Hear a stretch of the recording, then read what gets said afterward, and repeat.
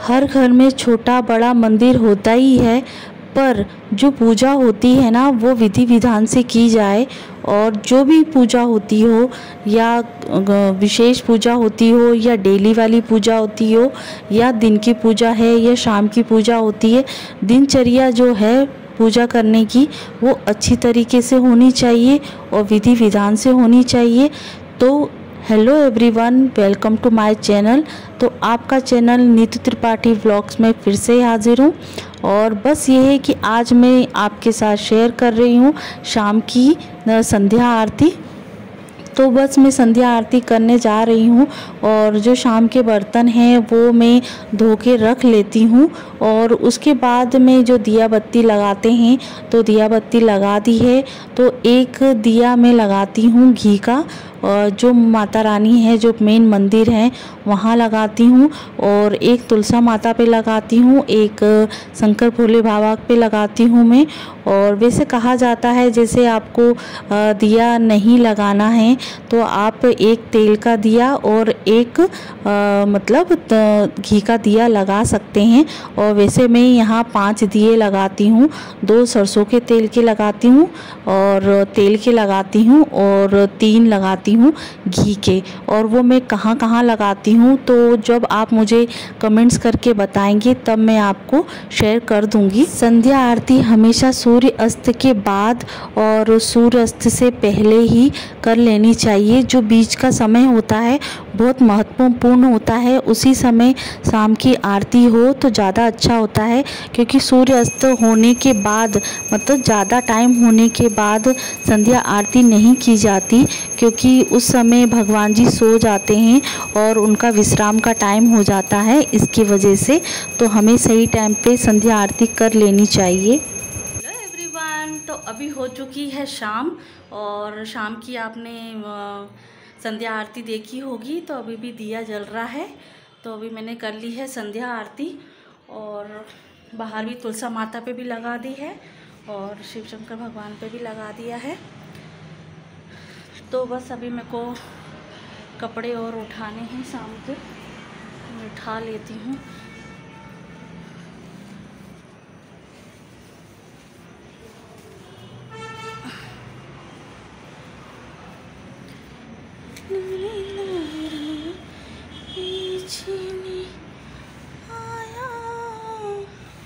शाम चूड़ी बेचने आया, छलिया का भेष बनाया। शाम चूड़ी बेचने आया। क्या मुरारी, तुमने अपनी निक्की बिक्की देखा करो बस, है ना। और मैंने साबूदाने गलाने के लिए रख दिए हैं। तो वैसे मैंने साबूदाना जो है ना वो थोड़ा लेट गलाए हैं, अब पता नहीं गल पाएंगे कि नहीं गल पाएंगे। तो 9 बजे के आसपास में बनाऊंगी साबूदाने की खिचड़ी और साबूदाने की खिचड़ी बनाऊंगी, वो मैं आपके साथ शेयर करूंगी। और अभी आज क्या थोड़े सा हो सकेगा तो मैं छोटी वीडियो बनाऊंगी, क्योंकि अब मेमोरी मेरी भी फुल होते जा रही है। तो और आज मैंने बिंदी थोड़ी सी ना बड़ी लगाई है तो थोड़ा अच्छा लग रहा है। और अभी बस मैंने ये मैक्सी पहन ली थी क्योंकि शाम के टाइम पे नहाना धोना हो जाता है, क्योंकि अभी माताजी बैठी हुई हैं, उनकी स्थापना हुई है, कलश स्थापना करी थी।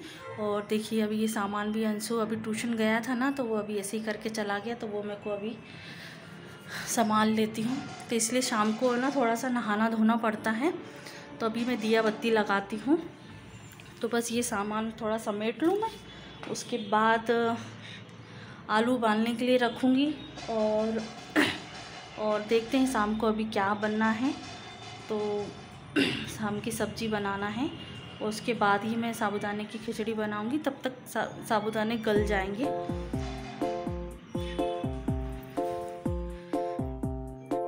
तो चलो मैं सामान को भी जमा देती हूँ।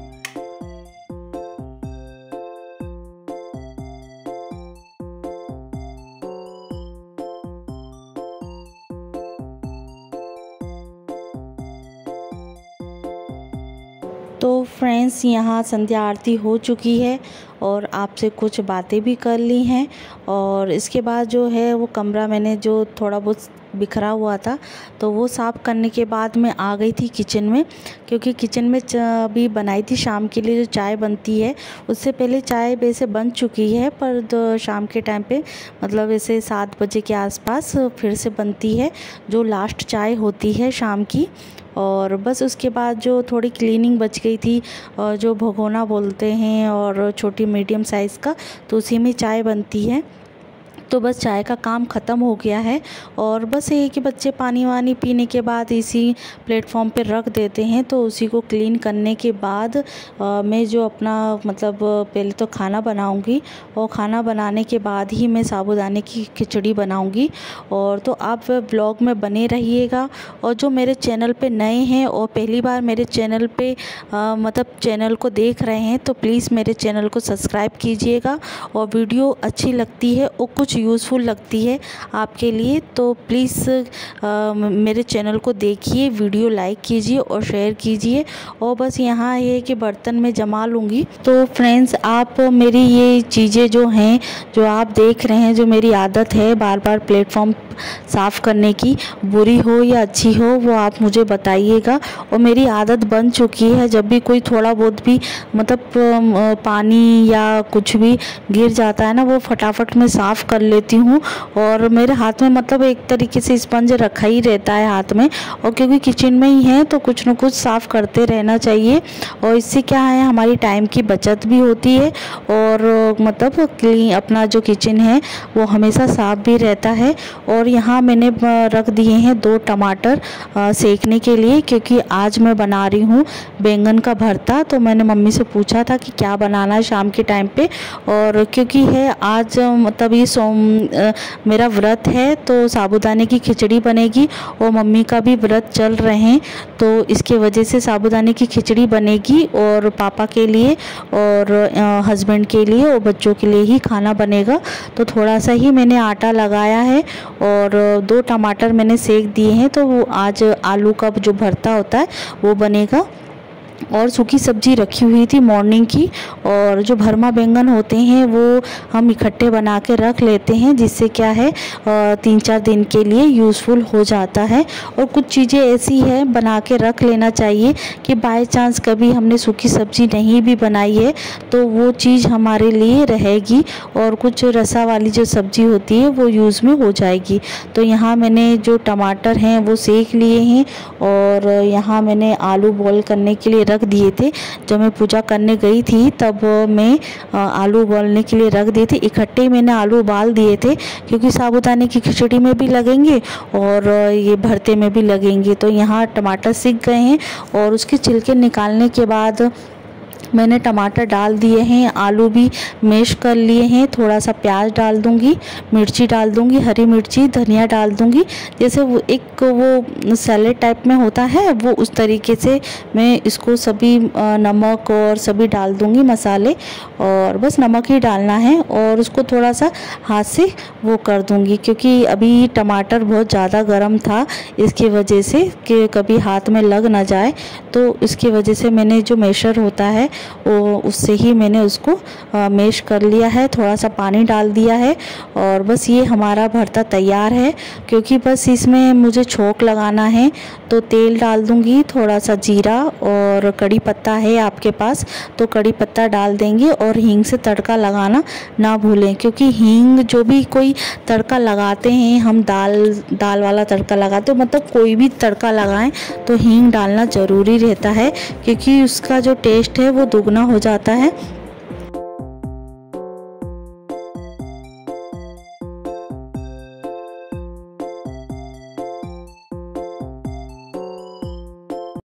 तो फ्रेंड्स, यहाँ आलू का भरता तैयार हो चुका है, छोंक भी लग चुका है उसमें। और आटा तो मैंने पहले से ही गूंद के रखा था, जब मैं टमाटर वो कर रही थी, सेक रही थी, तभी मैंने कर लिया था। और सभी पोंछ के ही मैंने जो चीज़ें सब बनाई हैं पोंछ के ही बनाई है, क्योंकि मेरी एक तरीके से आदत बन गई है और जब भी कुछ गिरता है तो मैं साफ़ कर देती हूँ। और इसमें क्या रहता है कि जैसे हम कुछ उपवास का भी करना चाहें तो उसमें भी बनाते रहते हैं, क्योंकि मेरा जो है वो बीच बीच में मैं साफ़ करती रहती हूँ।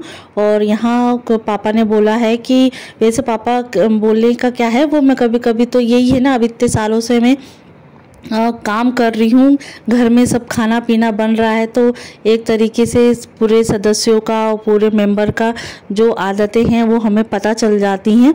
तो ज़्यादातर पापा भरते के साथ में कोई भी भरता हो, आलू का हो या बैंगन का हो, तो उसके साथ में पराठे ही प्रेफर करते हैं। तो उसमें बोलने की ज़रूरत नहीं होती है कि आज पराठे बनाना है, तो मैं पहले से ही पराठे के हिसाब से ही मैं आटा गूँध लेती हूँ। और 3 जने के हिसाब से आटा गूँधेगा। तो देखिए यहाँ पराठे भी तैयार हो चुके हैं, सब्जी भी बन चुकी है, और मतलब 3 जने के लिए पराठे बनने थे तो वो मैंने बना दिए हैं। तो यहाँ चलते हैं, प्लेटफॉर्म भी साफ़ कर लेते हैं। और जो लास्ट की रोटी होती है ना, वो होती है कुत्ते की होती है। तो कुत्ते भी एक तरीके से जो हमारी पीड़ा होती है, नकारात्मक क्षमता होती है, वो हर लेते हैं। और जो भी कोई भी हमारे घर में दुविधा आती है, परेशानियां आती हैं, वो आखिरी में कुत्ते की रोटी निकालने से वो हर लेते हैं। तो हमेशा शाम के टाइम पे, रात के टाइम पे जब भी आखिरी रोटी निकलती है तो वो कुत्ते को दी जाती है, क्योंकि गाय की रोटी मॉर्निंग में और रात की रोटी कुत्ते को दी जाती है। और बस ये है, गाय की रोटी सुख समृद्धि के लिए होती है और कुत्ते की रोटी होती है जो हमारी पीड़ा परेशानियां होती हैं वो हरने के लिए होती है। तो देखिए हस्बैंड ने भी खाना खा लिया है और पापा ने भी खाना खा लिया है। तो यहाँ हमारा प्लेटफॉर्म भी साफ़ हो गया है और जो इंडक्शन है वो भी साफ़ कर दिया है। और जो तेल था ना, ये मूँगफली का तेल है, क्योंकि मॉर्निंग में हमने चिप्स और मूँगफली सेकी थी, साबूदाने सेके थे मम्मी ने, मैंने, तो उसी का जो तेल है वो बच गया था। तो बस ये है कि उसको केटली में डालना है, क्योंकि खिचड़ी के लिए ज़्यादा था। तो यहाँ क्या बोलते हैं, तेल गरम हो रहा है, कढ़ाई भी चढ़ गई है। और यहाँ मैं लेके आ गई हूँ मिर्ची, धनिया, और बस इतने ही की ज़रूरत पड़ेगी, ज़्यादा मैं कुछ नहीं डालती हूँ साबूदाने की खिचड़ी में, और जल्दी बन जाती हैं। और मैं कुछ बोलना चाह रही थी, क्योंकि इसमें चल रही थी मतलब चिमनी चल रही थी, तो इसमें आवाज़ कैच नहीं कर पाई, क्योंकि मैं धीरे बोल रही थी तो कैच नहीं कर पाई। तो बस यहाँ देखिए मैंने तेल डाल दिया है, जीरा डाल दिया है, कड़ी पत्ता डाल दिया है, मिर्ची डाल दी है और मूंगफली डाल दी है। तो मूंगफली को आप रोस्ट भी कर सकते हैं और तल भी सकते हैं, जैसे भी आपको अच्छा लगे, तो वो भी मैं आपके साथ शेयर करूंगी। और यहाँ मूंगफली सेक दी है और उसके बाद मैं डाल दूंगी आलू जो बॉईल किए हुए हैं। तो और ये है कि ये टेक्निक जो है कि कोई कोई डालता है पहले साबूदाने, तो साबूदाने क्या पहले चिपकने की संभावना होती है, तो पहले साबूदाने ना डालें और पहले डालें आलू, उसके बाद आप डालें साबूदाने।